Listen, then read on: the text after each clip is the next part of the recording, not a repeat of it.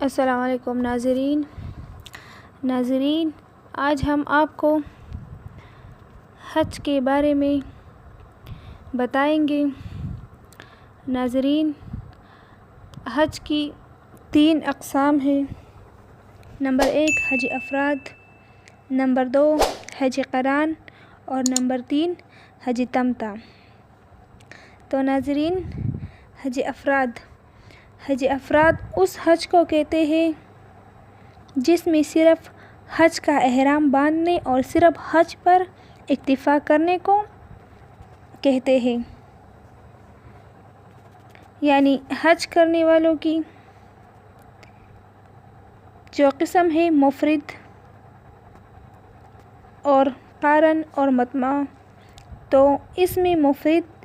اسے کہتے ہیں جو صرف حج کا احرام باندھے، چنانچہ صرف حج کا احرام باندھنے اور صرف حج پر اکتفا کرنے والوں کو افراد کہتے ہیں۔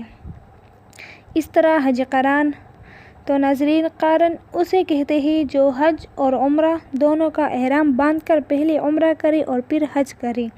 چنانچہ حج اور عمرہ دونوں کا احرام ایک ساتھ باندھ کر پہلے عمرہ اور پھر حج کرنے کو قران کہتے ہیں۔ اس طرح ناظرین، حج تمتع۔ تو تمتع جو ہے متمتع اسے کہتے ہیں جو حج کے مہینوں میں میقات سے عمرہ کا احرام باندھے اور عمرہ کے افعال ادا کرے، پھر اگر ہدی یعنی قربانی کا جانور ساتھ لایا ہو تو احرام باندھے رہے، اور اگر ساتھ نہیں لایا ہے تو احرام سے نکل آئے اور مکہ میں مقیم رہے، اور جب حج کے دن آئے تو حج کا احرام حرم سے باندھے اور حج کرے، چنانچہ حج کے مہینوں میں پہلے عمرہ کا احرام باندھ کر عمرہ کرنا اور عمرہ سے فارغ ہونے کے بعد وطن جانے سے پہلے بغیر احرام کھولے، یعنی اگر قربانی کا جانور ساتھ لایا ہے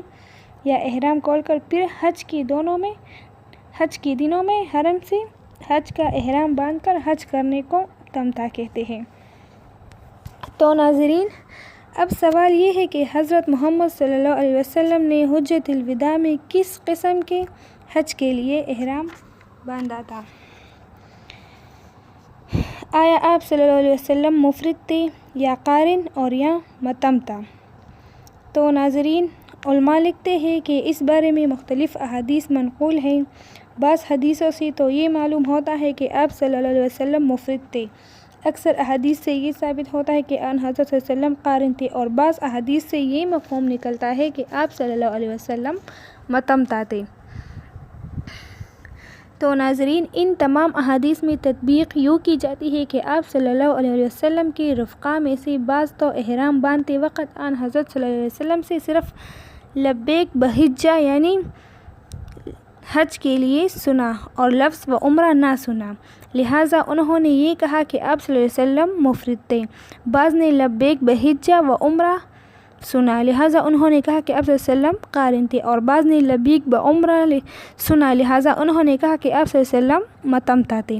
اور یہ احتمال بھی ہے کہ آپ صلی اللہ علیہ وسلم نے کبھی تو لبیک بحجہ کہا ہو، کبھی لبیک بعمرہ اور کبھی لبیک بحجہ و عمرہ کہا ہو، تو لہٰذا جس نے جو کچھ سنا وہی روایت کیا۔ نیز یہ کہ